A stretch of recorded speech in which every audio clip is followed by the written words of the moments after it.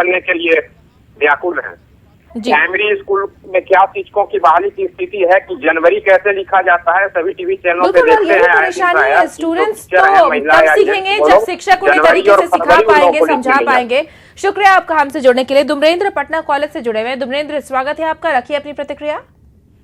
धन्यवाद मैम। मैं बता रहा हूँ कि आज मेरे कॉलेज का स्थापना दिवस था और आज मतलब टीचर आए हुए थे मैम। हेलो जी जी, बताइए बताइए।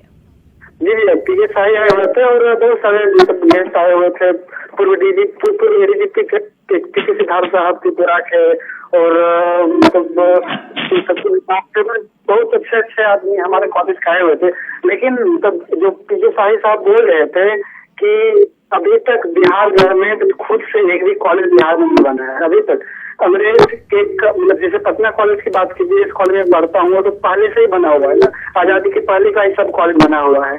और कॉलेजों में शिक्षकों की भारी कमी है। 30-40 शिक्षक पटना कॉलेज में, मतलब इतना बड़ा कॉलेज लेकिन 30 शिक्षक के साथ कॉलेज चल रहा है और यही हाल पूरे बिहार का ही है। बिल्कुल पूरे बिहार का यही हाल है, इसलिए हमने इस मसले को उठाया है ताकि ये व्यवस्था शायद कहीं से दुरुस्त हो पाए, शायद हमारी आवाज, तमाम जनता की आवाज पहुंचे बिहार सरकार तक और इसे दुरुस्त करने की कोशिश की जाए। चलिए पटना चलते हैं। डॉक्टर नवल किशोर चौधरी शिक्षाविद हमारे साथ जुड़े हुए। नवल जी, हम माहौल की बात कर रहे थे, तमाम कॉलर्स की बात भी आपने सुनी, हर किसी ने अपने अपने तरीके से परेशानियां बताई हैं, कभी फीस को लेकर, कभी किसी और मनमानी को लेकर, कभी सर्टिफिकेट्स को लेकर। तो इन परेशानियों के अलग माहौल खराब होता जा रहा है, कैसे आखिर शिक्षा का स्तर सुधरेगा?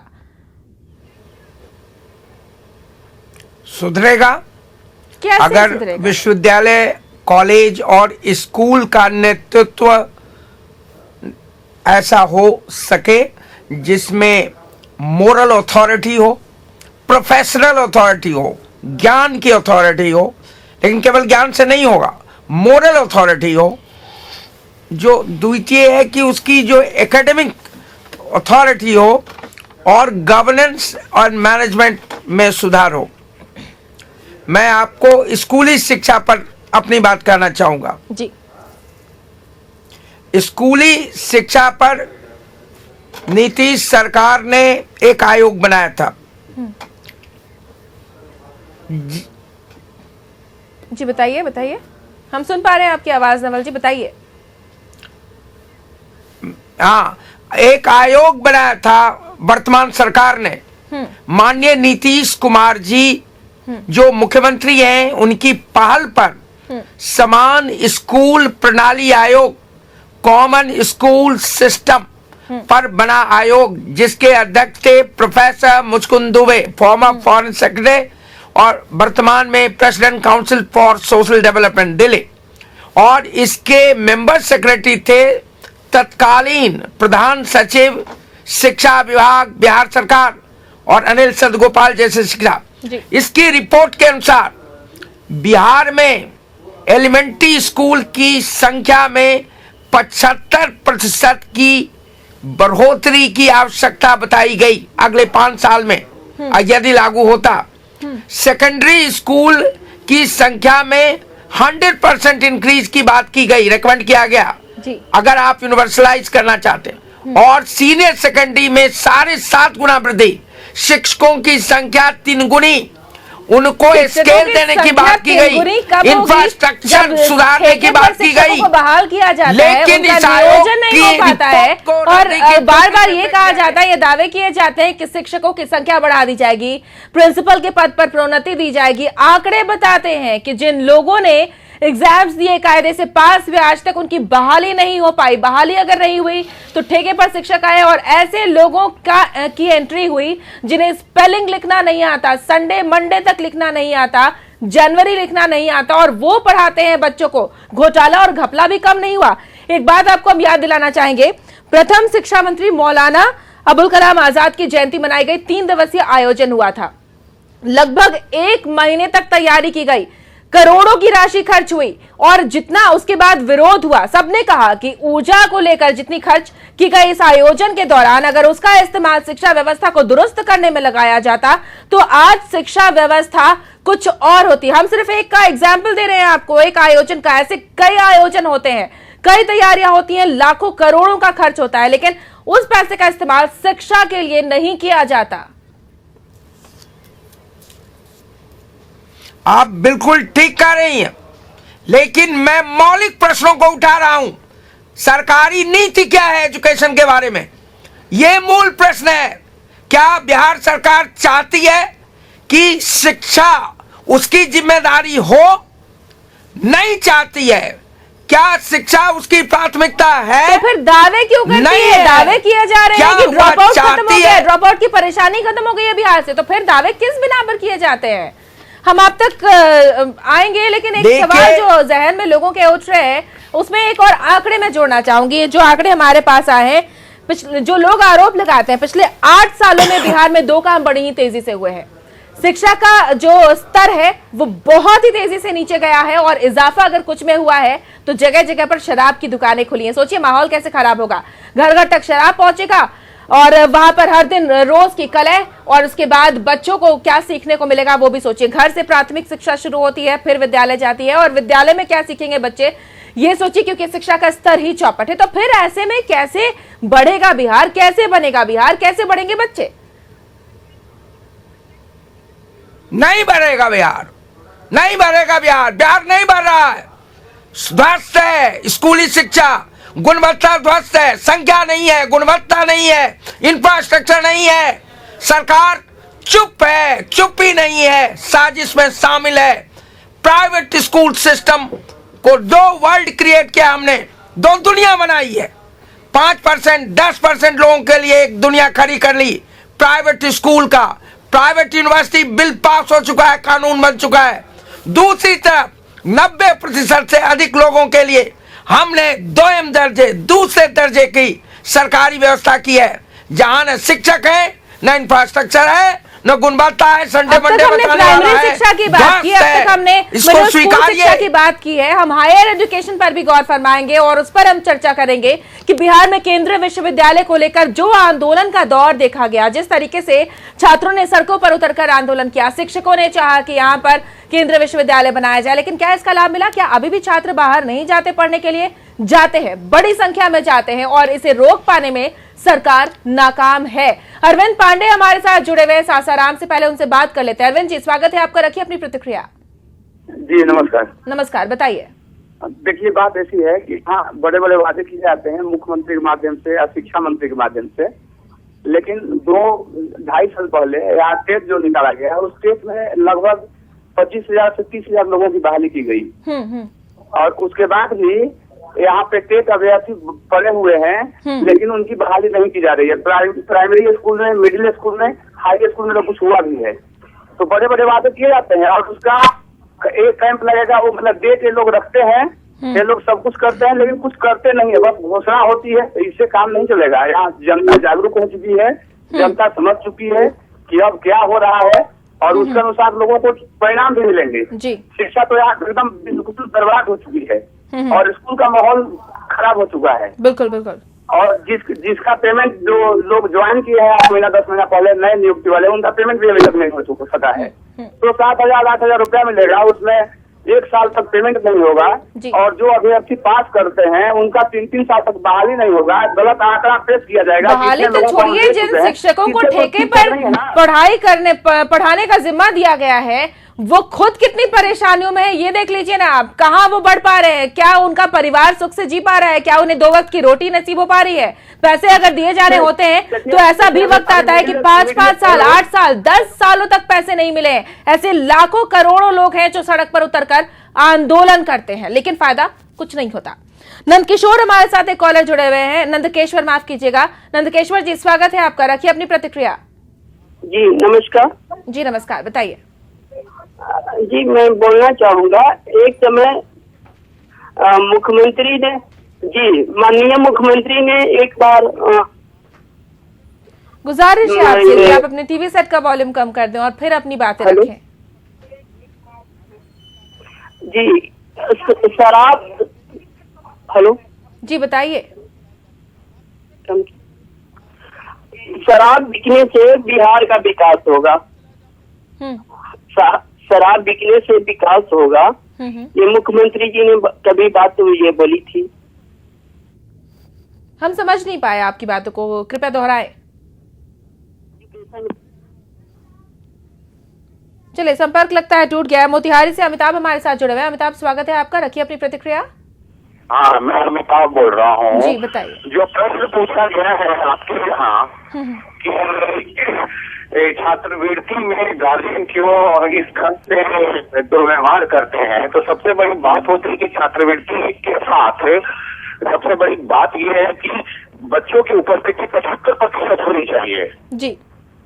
और ये 75% आप अगर बिहार में सेवा कराएंगे या सर्वे आप करते हैं तो आपको पता चलेगा कि 95% जो बच्चे हैं 11-12 में वो बिहार में उपस्थित ही नहीं होते हैं कक्षाओं में, लेकिन छात्र भी पिछले दौरान जो रहते हैं। जी जी। तो हमारी मीडिया की भूमिका होती है कि सरकार जो इतनी बड़ी राशि छात्रों पर देती है, अधिकतर छात्र जो रहते हैं वो तो उपस्थित नहीं होते हैं। चलिए, छात्र उपस्थित नहीं हो पाते, लेकिन उसकी परेशानी कहाँ है ये भी समझना होगा। आपको मशरक मिड डे मील हादसा याद होगा, ऐसे एक दो नहीं बहुत से केसेस आए हैं। स्कूलों के अंदर चापाकल और चापाकल के अंदर पानी में जहर मिला दिया जाता है, तो छात्र तो ऑफ कोर्स है कि डरेंगे, कैसे जाएंगे वो स्कूल? उन्हें अपनी जान प्यारी है, उनके माता पिता को उनकी जान प्यारी है। शुक्रिया आपका हमसे जुड़ने के लिए। एक और कॉलर है हमारे साथ, विकास जुड़े हुए मुजफ्फरपुर से। विकास, स्वागत है आपका, रखिए अपनी प्रतिक्रिया। सबसे पहले तो नमस्कार कशिश न्यूज को, जो शिक्षा के प्रति आपने आकर्षित किया। देखिए, शिक्षा में सबसे बड़ी कमजोरी के कारण है हमारे माननीय मुख्यमंत्री नीतीश कुमार जी, कि आज के समय में जो साइकिल और पोशाक की राशि बंटवा रहे हैं, ये एक प्रकार का पॉलिटिकल मुद्दा है। और मैं खुद एक शिक्षक हूँ, आज देख रहे हैं कि कंप्यूटर शिक्षक ठेके पर बहाल है और उनको परमानेंट नहीं किया जाता है। और शिक्षक, हम लोग शिक्षा देते हैं, यही तो परेशानी है। हम लगातार यही तो कह रहे हैं कि ना भवन है, ना भूमि है, ना शिक्षक है, ना बच्चे हैं। बच्चे अगर पहुंचते हैं तो उनके लिए कोई व्यवस्था नहीं है। एक कमरे में एक साथ बैठकर 500 बच्चों को बैठा दिया जाता है, वो भी अलग अलग क्लासेस के। एक शिक्षक होता है जो बारी बारी कभी एक क्लास के बच्चे को पढ़ाता है, कभी दूसरे को, कभी तीसरे को। तो ये सवाल ऐसे हैं जिनका जवाब शायद सरकार को दे पाना इतना मुश्किल हो जाएगा। और बाद में ये तो तस्वीरें अभी भी दिखती हैं सड़कों पर, आगे कितना मुश्किल हो सकता है सरकार के लिए, ये भी बहुत बड़ी बात है। क्योंकि आंदोलनरत ऐसे बहुत से लोग हैं जो अब भी अनशन तक कर रहे हैं और इस पर असर नहीं है सरकार पर। सरकार ने अब तक इसकी सुध भी नहीं ली है। तमाम लोग, चाहे वो हमारे कॉलर्स हो, पटना से हमारे गेस्ट और हमारे सहयोगी हमारे साथ बने हुए हैं, आप सभी हमारे साथ बने रहे, हम आप तक लौटेंगे। लेकिन फिलहाल एक छोटे से ब्रेक के लिए रुकते हैं।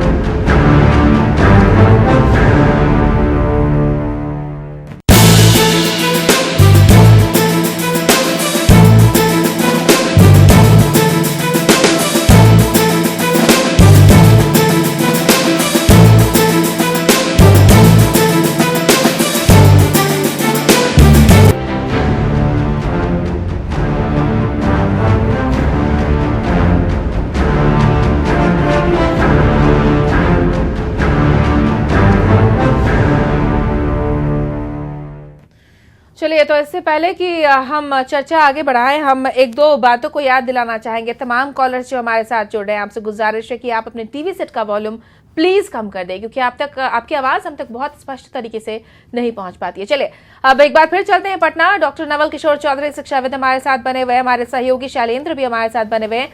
शैलेंद्र, हम चाहेंगे कि नवल किशोर जी से आप पूछें कि जो हायर एजुकेशन की बात की जाती है, IIM जैसी संस्था वहां है, इसके अलावा केंद्रीय विश्वविद्यालय खोलने की बात कही जा रही है, इस पर क्या प्रयास किया गया, फायदा कितना दिखा और क्या छात्रों का बाहर जाना राज्य से रुक गया? एक सवाल है सर कि वादे कई किए गए, कई यूनिवर्सिटियों के बिहार में लाने की बात की गई, तो लेकिन अभी तक यदि हम बात करें तो जो आज से 20 बरस पहले जो यूनिवर्सिटियां होती थी, जिन कॉलेजों में पढ़ाई हुआ करते थे, आज भी वही है। तो क्या लगता है सर कि क्या जो वादे किए गए नीतीश सरकार की तरफ से वो सही वादे थे या फिर वो झूठे वादे किए गए या फिर चुनावी वादे किए? क्या लगता है सर? मैं मानता हूं कि वो खोखले थे।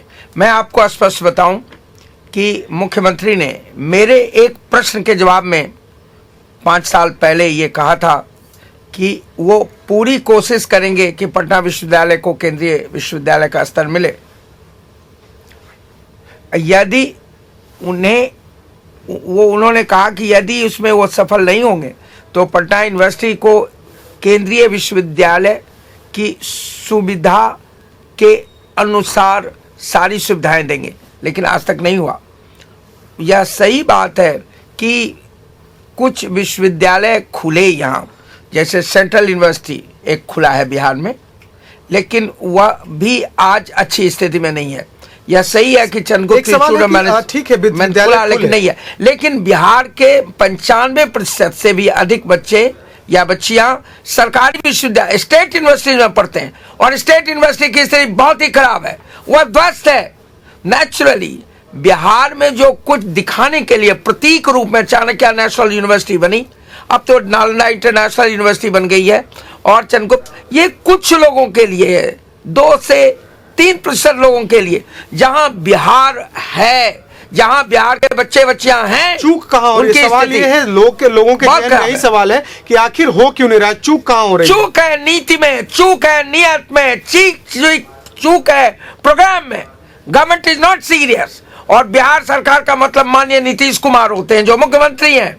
बिहार में एक व्यक्ति का शासन है, वह सीरियस नहीं है। वो स्टेट यूनिवर्सिटी के बारे में सीरियस नहीं है, वो 95% बच्चे और बच्चियों के बारे में सीरियस नहीं है। वो एलिट इंस्टीट्यूशन में इंटरेस्टेड हैं।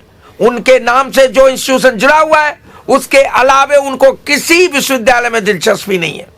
आप मानकर चलें कि आज की सरकार की प्राथमिकता उच्च शिक्षा नहीं है, और यदि थोड़ी बहुत उनकी दिलचस्पी है तो कुछ एलिट इंस्टीट्यूशंस, बड़े लोगों का institution, Chandragupta institute of management, Patna law college बर्बाद हो जाए, इस वक्त हमारे साथ कॉलर में जुड़े हैं, हम एक बार उनसे भी बात कर लेते हैं। बहुत देर से हमारे साथ फोन लाइन पर है, गया से राजीव जुड़े हुए। राजीव जी, स्वागत है आपका, रखिए अपनी प्रतिक्रिया। सबसे पहले तो आपको और कशिश न्यूज को धन्यवाद, शुक्रिया आपका, इस शिक्षा से समाचार देने के लिए सबसे पहले धन्यवाद। शुक्रिया आपका, रखिए अपनी प्रतिक्रिया। मैं आपके माध्यम से माननीय मुख्यमंत्री नीतीश कुमार से पूछना चाहते हैं कि जब कंप्यूटर शिक्षा लागू हुआ नहीं है, कंप्यूटर शिक्षक रख दिए हैं, इतना लगा कंप्यूटर लगा हुआ है, इतना एक स्कूल में कम से कम 25 से 30 लाख रुपया लगा हुआ है जी। कंप्यूटर शिक्षक रखे हैं, लेकिन परमानेंट नहीं, ठेकेदार के अनुसार। वो भी मनमाने पेमेंट देते हैं, 4,000 5,000, मात्र 500 रुपया एक महीने के लिए डीजल देते हैं, वो भी मात्र 2 साल मिले हुए हो गया, 500 रुपया मात्र। कैसे करेगा कंप्यूटर, कैसे लाइफ चलाएगा लड़कों? बिल्कुल, परेशानियां वैसी की वैसी ही हैं। शुक्रिया आपका हमसे जुड़ने के लिए। एक यहाँ पर एक बहुत ही दिलचस्प बात है जो शिक्षा मंत्री ने कभी दावा किया था, वो हम शेयर करना चाहेंगे आपसे, और हम नवल जी की इस पर प्रतिक्रिया भी चाहेंगे। शिक्षा दिवस के दौरान शिक्षा मंत्री ने घोषणा की थी कि राज्य के सभी विद्यालयों को उत्कृष्ट विद्यालय के तौर पर डेवलप किया जाएगा। 274 ऐसे विद्यालयों को उत्कृष्ट विद्यालय में तब्दील भी कर दिया गया। लेकिन आश्चर्य की बात पता है आपको क्या है?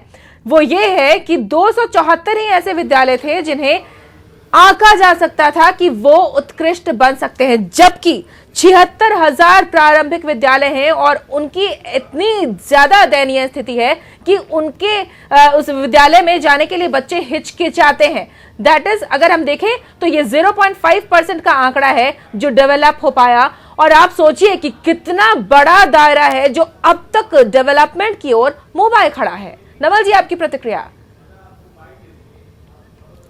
बहुत साफ है, इन विद्यालयों में मंत्रियों के बच्चे नहीं जाते, विधायकों के बच्चे नहीं जाते, नौकरशाहों के बच्चे नहीं जाते, मेरे जैसे प्रोफेसर्स के बच्चे नहीं जाते।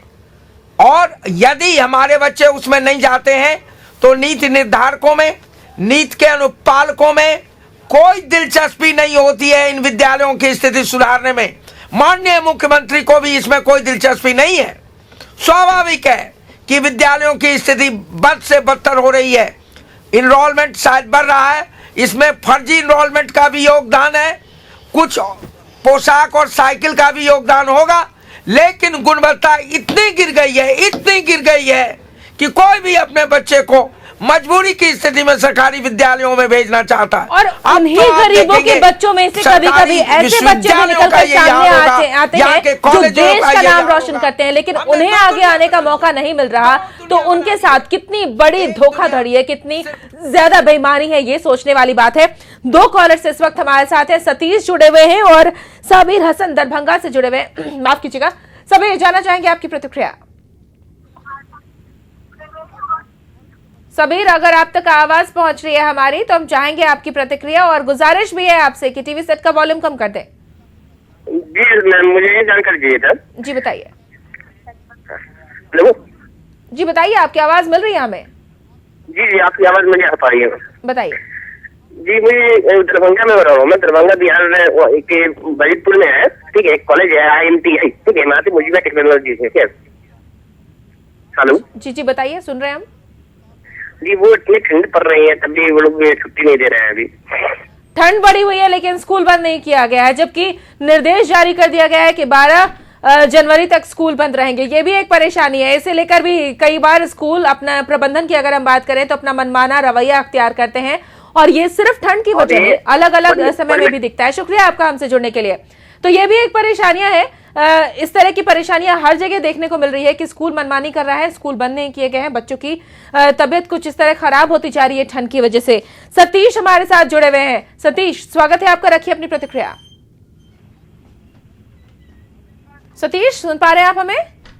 हाँ जी। जी बताइए। हाँ, सरकारी व्यवस्था बहुत ही खराब है, पढ़ाई की स्थिति। और सरकार जो है प्राइवेट, आपके लोकेशन में किस तरह की परेशानियां हैं? प्राइवेट स्कूल के द्वारा ही शिक्षा अभी अच्छा स्तर चल रहा है, नहीं तो सरकारी स्कूल पे तो भरोसा कर ही नहीं सकते हैं, क्योंकि वहाँ के शिक्षक। बहुत बड़ी बात है कि सरकारी स्कूल पर भरोसा ही नहीं किया जा सकता, और ये भरोसा जीत पाने में सरकार शुरू से लेकर आज तक नाकाम रही है। और भी मुद्दे हैं जिन पर हम चर्चा करेंगे, और भी विषयों पर हम जानकारी लेंगे। हम तमाम लोगों से चाहेंगे कि आप बने रहे हमारे साथ, जो कॉलर हमारे साथ जुड़े हैं उनसे भी, और पटना से हमारे साथ नवल किशोर चौधरी जी हैं, आप भी हमारे साथ बने रहिए। शैलेंद्र, आप भी बने रहिए।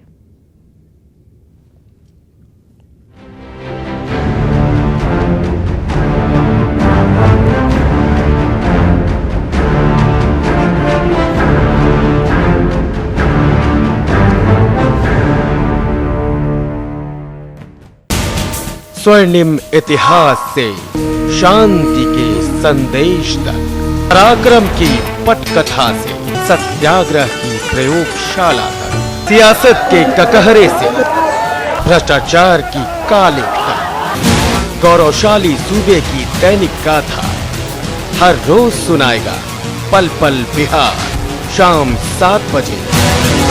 इस कार्यक्रम के प्रायोजक हैं पूरे परिवार का हेल्थ टॉनिक हाइड्रोफॉल। आपको डॉक्टर की नहीं, डॉक्टर डेक जेल की जरूरत।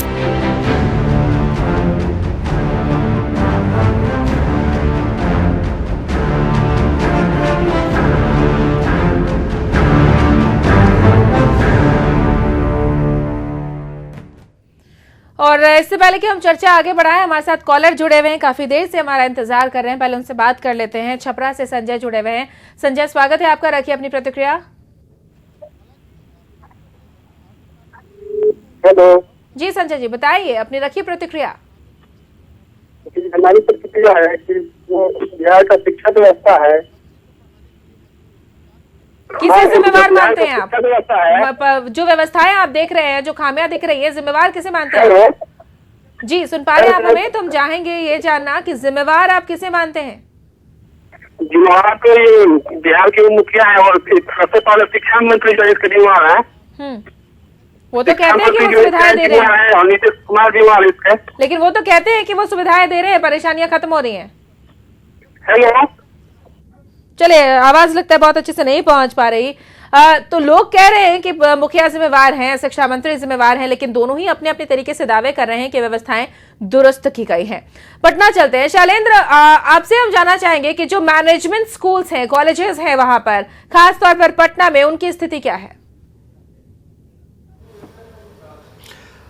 कमोबेश जितने भी सरकारी मैनेजमेंट स्कूल हो या इंजीनियरिंग कॉलेज हो, सबों की जो व्यवस्थाएं हैं वो एक सी हैं। सबों के भवन जर्जर हो चुके हैं। जो शिक्षक, जितने शिक्षक चाहिए वहाँ उतने शिक्षक नहीं हैं, या फिर ज़्यादातर जो अच्छे शिक्षक हैं वो रिटायर कर चुके हैं। वो चाहते भी हैं कि दोबारा कॉलेज उन्हें अनुबंध पे बुलाए, लेकिन सरकार की तरफ से या कॉलेज प्रशासन की तरफ से कोई पहल नहीं की जाती है। और सबसे बड़ी बात है कि इन सबों बातों का खामियाजा जो है वो छात्रों को भुगतना पड़ता है, या स्कूल हो या कॉलेज हो। पटना में कुल मिलाकर 12 कॉलेज है, छात्रों को ही भुगतना पड़ रहा है। सरकार क्यों, कौन आखिर इसके लिए जिम्मेवार है? प्रबंधन भी नहीं है वहां पर। अच्छा देखिए, यदि हम बात करें तो जिस तरीके से जो बुनियादी सुविधाएं मिलनी चाहिए सरकार की तरफ से वो दी नहीं जा रही हैं। यदि हम प्रबंधन की बात करें तो प्रबंधन भी कहीं ना कहीं अपनी मनमानी करता है, जिसके वजह से जो व्यवस्थाएं हैं वो पूरी नहीं हो पाती हैं। तो ऐसे में सबसे बड़ा सवाल है कि सब कुछ देखना तो आखिरकार सरकार को ही है। सरकार को ही पहल करनी होगी कि हर जगह बुनियादी सुविधाएं पहुंचाएं, लेकिन सरकार की तरफ से इस तरीके की फिलहाल कोई पहल होती नजर नहीं आ रही है। सरकार सिर्फ और सिर्फ पहल कर रही है इस बात को लेकर के कि उनकी सरकार कैसे बची रहे, किस तरीके से दूसरे दलों के साथ गठबंधन हो। नीतीश कुमार फिलहाल इन दिनों इसी में व्यस्त हैं। बाकी जो लोगों की जो समस्याएं हैं उससे शायद कोई लेना देना नहीं है बिहार सरकार को। जी बिल्कुल, इसका जवाब हम चाहेंगे कि नवल किशोर चौधरी जी दे कि आखिर ऐसे में जिस आगे के भविष्य की कल्पना हम करते हैं, क्या ऐसे में वो कभी धरातल पर उतर पाएगा? नहीं उतर पाएगा। सरकार नहीं चाहती है सुधार हो। मैं आपको उदाहरण देता हूं, पटना विश्वविद्यालय में मैनेजमेंट की पढ़ाई 1970-72 के वक्त हुई थी। आज तक 40 साल से अधिक हो गए। पटना यूनिवर्सिटी में, जिससे मैं जुड़ा हुआ हूं, मैनेजमेंट फैकल्टी सेपरेट नहीं हुई। वो एक खास विभाग अप्लाइड इकोनॉमिक्स एंड कॉमर्स का एक अपेंडेज की तरह उसका एक हिस्सा बनकर रह गया है। क्या सरकार का ध्यान नहीं जाता है? मैनेजमेंट एजुकेशन का इंपॉर्टेंस बढ़ा है। क्यों नहीं सेपरेट फैकल्टी बनाई? क्यों नहीं सेपरेट टीचर्स बहाल किए गए? क्यों नहीं उसको साधन मुहैया किए गए? वो नहीं चाहती है, और यही कारण है कि प्राइवेट टीचिंग बहुत बड़ी बात है कि सरकार नहीं चाहती है, और अपने आप को प्रूव करने के लिए कुछ ऐसे भी काम किए हैं सरकार ने जो सवालों के घेरे में है। मैं एक एग्जांपल देना चाहूंगी। बिहार में कुल मिलाकर 8,600 स्कूल शैक्षणिक ग्राफ बढ़ाने और अधिक फंड लाने के लिए आनन फानन में खुले हैं। क्या समझा जाए इससे? ये बहुत बड़ा एक तरह का स्कैम है। मैं आपको बताऊं कि एक सुनियोजित ढंग से यहां बाजारीकरण किया जा रहा, शिक्षा का व्यवसायीकरण किया जा रहा है, और मध्यम वर्ग और आम आदमी को अच्छी शिक्षा से वंचित किया जा रहा है। मैंने पहले ही कहा, दो दुनिया बनाई है हमने। एक दुनिया 2 से 5% लोगों के लिए, दूसरी दुनिया 95 से 97% के लिए। सरकार को चिंता नहीं है 95% लोगों की। यदि चिंता होती तो वो सरकारी स्कूलों की स्थिति सुधारते। और यही दुख की बात है कि बच्चों की चिंता नहीं है, देश के भविष्य की चिंता नहीं है, जो देश का भविष्य बनाएंगे, जो हमारा भविष्य बनाएंगे, और उन तमाम लोगों पर सवाल खड़े करते हैं जिन्होंने अपने कंधे पर जिम्मेदारियां तो ले रखी है, लेकिन उन जिम्मेदारियों को निभा पाने में अक्षम है। नवल जी, बहुत बहुत शुक्रिया आपका। शैलेंद्र, इतनी बढ़िया रिपोर्ट और तमाम जितने भी आपने वहां पर से रिकॉर्ड का संग्रह किया और हम तक पहुंचाया, उसके लिए आपका भी बहुत बहुत शुक्रिया। और तमाम कॉलर्स जो हमारे साथ जुड़े, जिन्होंने अपनी प्रतिक्रिया दी और जिन्होंने लगातार इस दौरान हमारे शो को देखा, उनका भी शुक्रिया, क्योंकि एक एक कर लोगों के सामने ये पहल करना, ये सच्चाई लाना बहुत जरूरी है कि सच्चाई है क्या। क्योंकि अब तक जो दावे वादे किए जाते रहे हैं उनमें खोखलापन है, और ये खोखलापन कहीं बिहार को निगल ना जाए। इसी के साथ हमारी इस खास पेशकश में इतना ही। दीजिए इजाजत, नमस्कार।